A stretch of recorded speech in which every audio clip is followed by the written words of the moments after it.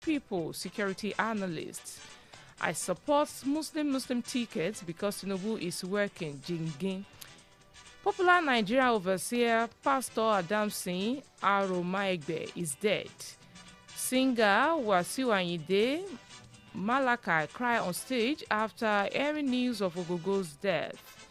Painful void in Nigeria's creative community. Atiku mourns Taiwo Hassan. Atiku, take it easy, no insult. ADC knocks presidency. More news from Daily Post this morning. 2027, Bashir Ahmad knocks Kwankwaso over APC Presidential Campaign Council.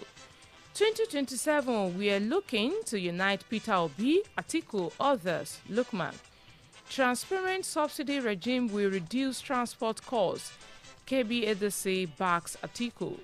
Tinubu names Abiodun Director of Fundraising for APC 2027 campaign. Atiku's fuel subsidy plan risk reviving corruption. That's coming from KB APC chieftain. Those are the top story from Daily Post this morning. Now let's move to Punch. FAC Bonanza, Governor face questions as payout eats 47 trillion naira. Don't cry, my princess, Ogogo told doctor weeks before death. Oshunpo, how vote buyers breached EFCC, ICPC, INEC defenses. NUPRC gives 31 oil block winners payment deadline. ICYMI, Kwankwaso urges Yari to reconsider Tinubu campaign council rule. New Zealand moves to ban social media for under 16s. Religion must unite, not divide Nigerians. That's coming from Fashola. More story from Punch newspaper. Troops killed suspected kidnapper, arrest 2 in Benue. 1 operative, 6 suspected sessionists killed in Anambra gun battle. Residents lament as bad road isolate Imo communities. Kidnappers demand 100 million naira for Ogun women's freedom. Bayelsa woman rescued after 1 month in kidnappers' den. Let's take a bit of business. Banks account for 92% of NFIU's suspicious report. Dangote refinery expand free fuel delivery to 4 states. Federal government infrastructure spending eats 6.47 trillion naira. Highways dominate. Now let's move to politics. Oshupo, how vote buyers breached EFCC, ICPC, INEC defenses. Oshupo, Tinubu restraint helped Adeleke win, says a core party chieftain. Tinubu to chair African Minerals Summit in New York. Anti-party remarks Abia APC lift ultimatum on Kalu Nkwata. Fules, Umahi's sons, 12 others win Ebonyi local government chairmanship seats. Those are the top story from Punch newspaper for this morning.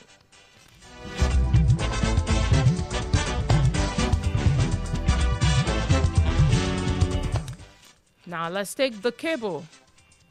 Is to make fuel affordable, Kenneth Okonkwo says Tinubu is ignorant of Atiku subsidy plan. Atiku tackles Oyedele says Nigerians deserve to know details of $5 billion Abu Dhabi loan. In detail, Nigeria stock market turnover drops 10% to 157.76 billion naira. Umahi sons among winners as APC clears all 13 chairmanship seats in Ebonyi. Okay, time check is 7:39. Let's go for a moment, and by the time we return, we'll dive straight into the details of newspaper for this morning. Keep it locked to JDN Radio 101.5 FM.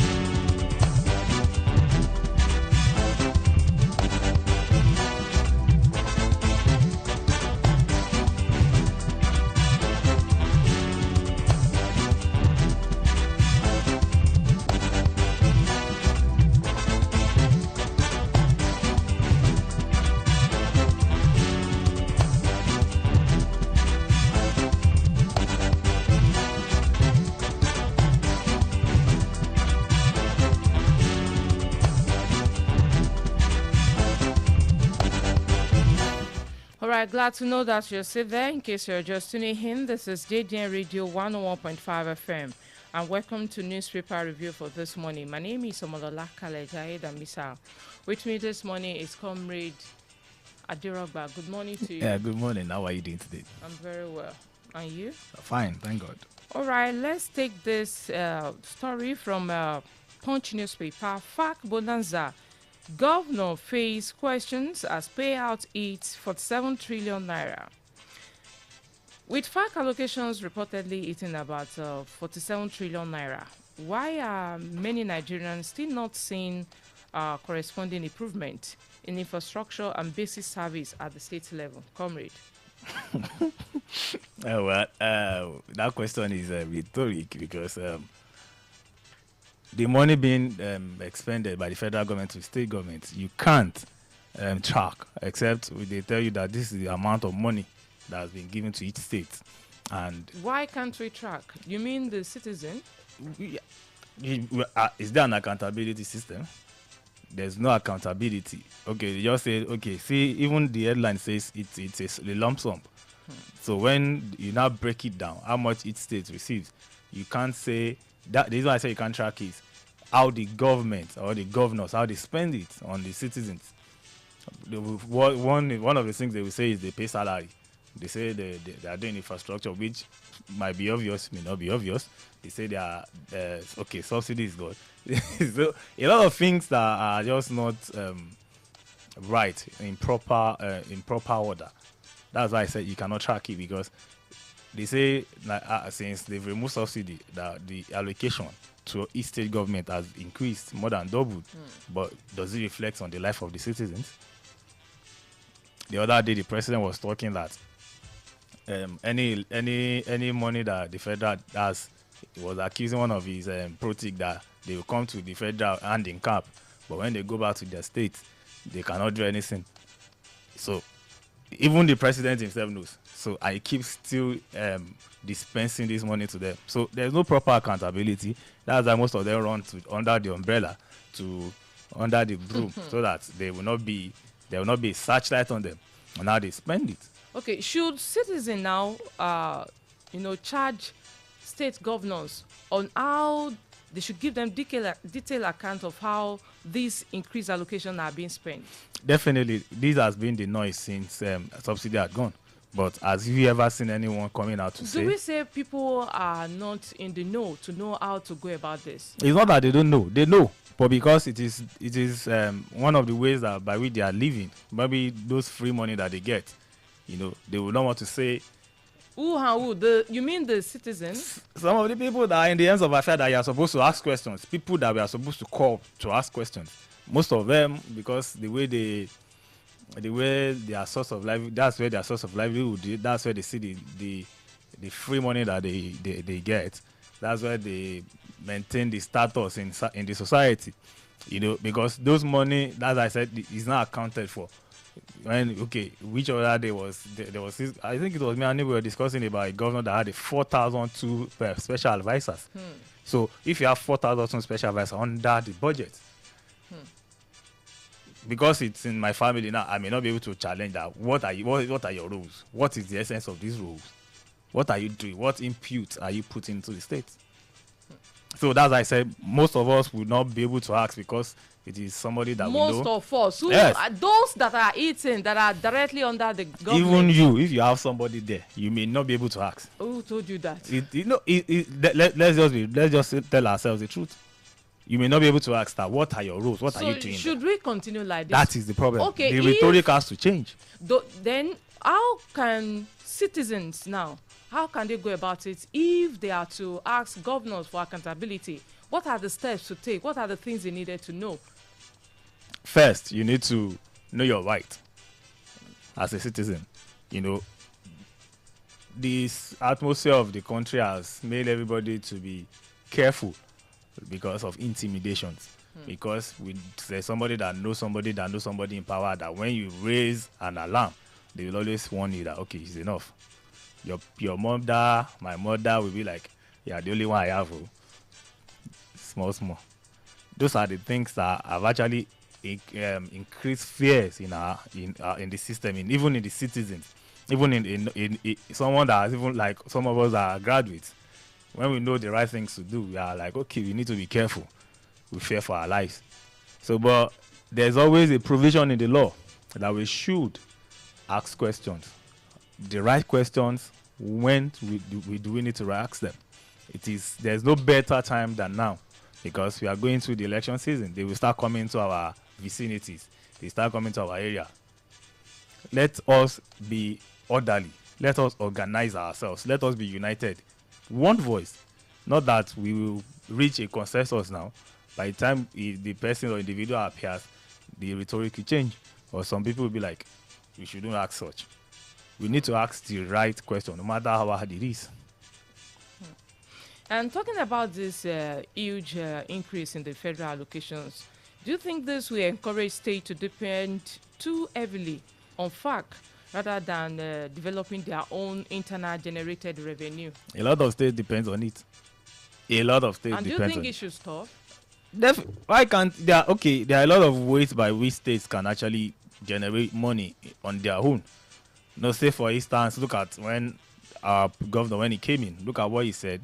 Look at the amount of internal generated revenue that is the increase in the internal generated revenue that your state is actually bringing into the coffers of the government. So imagine such leadership that has a vision, and that is where it starts from. If it is not that you just want to be the number one citizen of the state or the federation, you have to have a vision. You have to have a template by which you want to run with. You have to have a schedule of things you need to do to make life better for your citizens. So one of the things that is happening is most of them just want to become the number one citizen. Most of them just feel that they need to be in power. They don't have a blueprint of what to do. So that is the problem. So most states, they depend on what comes from the federal. They go borrowing again to maintain status. There's no clear vision. There's no clear blueprint. There's no template for them to run with. And that's the problem. So that's why I said the season is here. We need to start asking the right questions. With this person that want to put in power, does he have a vision for the state? Does he have a vision for the citizen? Does he have a vision for the less privileged, so to say? Because don't let me lie. There's no middle class again. If you are not rich, we are on the same level. So that's just the truth. So we need to start asking such questions. The earlier we get to that reality, that we need to start asking people in terms of affairs that what are their visions, what template do they have to better the life of citizens, the better for us as a country. Okay, the studio lines are open for you to hear your opinion this morning concerning the bonus that is coming from FAC to state governors. Do you think this bonus should continue? And what do you think you can do to start asking the governors for accountability on how they spend our money? Okay, the studio lines are open. 070-4800-1015 or 080-221-02163. Or you can do well to join us live on Facebook at JDN Radio 101.5 FM. You can drop your opinion. Also on Facebook, you can join my handle at Omolola Kalejai. All right, comrade, let's move from that story. Let's take this. Osun poll, how vote buyers breached EFCC, ICPC, INEC defenses. Despite the presence of INEC, EFCC, and ICPC, and even videos that we saw, and their warnings against vote buying, how were political actors still able to get through the system of buying? Osun as a case study. Well, one of the things that I think happened was, we gave an example of when we had the Osun's elections, and we told you that at a particular polling booth, the so-called APC agents came out and asked that if you are going to vote for us, come out and they'll give you 100,000 naira. In the presence of security experts. Even at some point, I think when we got to it there, we saw the ICPC at the polling booths. They were there. So, but despite that, they were there.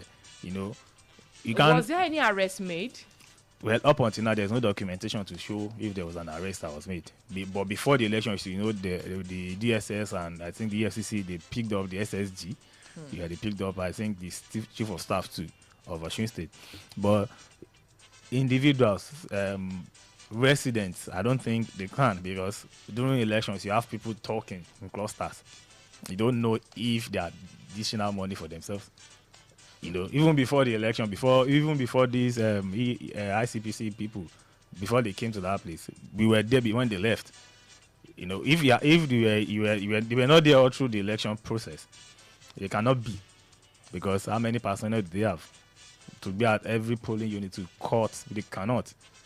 But it is what it is. At the party level too, there will always be transactions.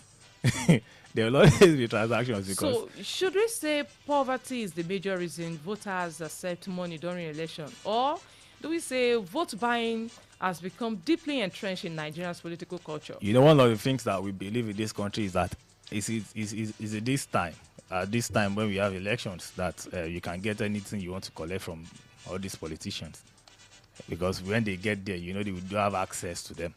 So now they will dish out the money, they will flaunt the cash. So if you don't collect, that's one of the things that we keep shouting, that you collect money now, 4 years you are suffering. You now start shouting that the person you put there is not doing anything. How do you expect him to get back the money he has given you during the elections? So if when they offer you money, I think you said in one of these days, your neighbor said that even if you don't collect it, they will still spend it. So like you should go collect it, Abi. That is the mentality. That is the level of decadence when we have in this society, that because we believe that even the money is our money, it's not going to be accounted for. That's why we do have accountability. It's not going to be accounted for. Some of them might actually go to the bank and get it borrowed, or have a sponsor. So when they get into power, they will need to settle the sponsor first before they even remember the citizen. And at times the sponsor might want to get added maybe interest on the money. So you don't know, because was it not last week that we were discussing that INEC said that they've increased the number of money that they can spend for elections? So if a governor can spend 3 billion because he wants to be the governor, and the president can spend 10 billion, please, how do you recover that money if you get into power? There will always be a way to sort that money out. So this is our terrain. This is how we run things in this country. But and that's why the enlightenment, the government does not place emphasis on the how will I put it, on the seriousness of that, or the implications. They just say, okay, EFCC will be there, ICPC will be there, but how many arrests have they made? How do you know that this is the person that is dishing out money? If he says he's my friend, they won't. In the age that there's cashless transfer, cashless policy, you can transfer to anybody, and nobody will know that you have actually bought your vote. So that's it. So to our audience, what stronger measures should INEC and the anti-corruption agency introduce before 2027, so to prevent vote buying from determining election outcomes? This is for you, our listener, to Nigerians. All right, comrade, our time is fast spent. Let's quickly take this story of Atiku. As he said, again, FG APC tackle Atiku over petrol subsidy return call. Atiku is proposing a return to petrol subsidy, while the federal government and APC oppose the idea. Which approach is more likely to protect Nigerians from the current cost of living crisis without creating another financial burden for government? Well, with the level of debt that Nigeria is in, I don't think fuel subsidy is advisable to come back, but it's... Why do you say it is not advisable? It's not advisable. Atiku also have his own reason. What are the reasons? See, I think Atiku is just talking so that I can get our vote. Imagine first of all that has been removed from 2023 up until now. You know how much it's going to cost us. Fuel subsidy is the major problem. It evolves around house payment, transportation, taking our foods across from the farms to the market. So if that subsidy is being returned back, do you think if prices of goods in the market are, with the subsidy removal being returned, and then we have prices of goods being coming down, do you think life will be more easier for Nigerians? See, fuel subsidy or no fuel subsidy, get our farmers back to the farm. When you deal with insecurity, price of food will come down. Forget subsidy. The truth is, we have a Dangote refinery that it cost him 20 billion to put that refinery. What all the billions that we have, at least there is a case against Yahya Bello. He spent 80 billion. If we have that 80 billion, if we can recover that 80 billion, do such refinery of Dangote's refinery, multiply it. Fuel will be at least maybe, if not all states in the federation, maybe key states that will channel, maybe each region should have one refinery. The cost of food, cost of transportation, cost of everything will come down. Unlike the Dangote refinery, we know is in Lagos. It's a free zone. But the truth is, bringing back fuel subsidy will compound the issues. It will compound Your it. opinion? No, it's the truth. It will just compound it. Because where will you get the money to fund it? Look at the dollar to naira rate, the exchange rate. How much? Where do you want to take? Where do you want to take it to? How much do you want to? How much do you want the subsidy to be? The subsidy is being paid to marketers, but this time around, if it's being paid to Dangote and other investors that want to start a refinery, and if this subsidy is being paid to them, do you think this will be more better? We will be at their mercy, because they can say they might not be, at times we know government how it's being run, they might not be able to pay maybe for another month. They might be saying, okay, be adding it for us, and if they could not meet up with their obligations, Dangote or any other refinery might just say they are not selling for us again. Crisis starts again.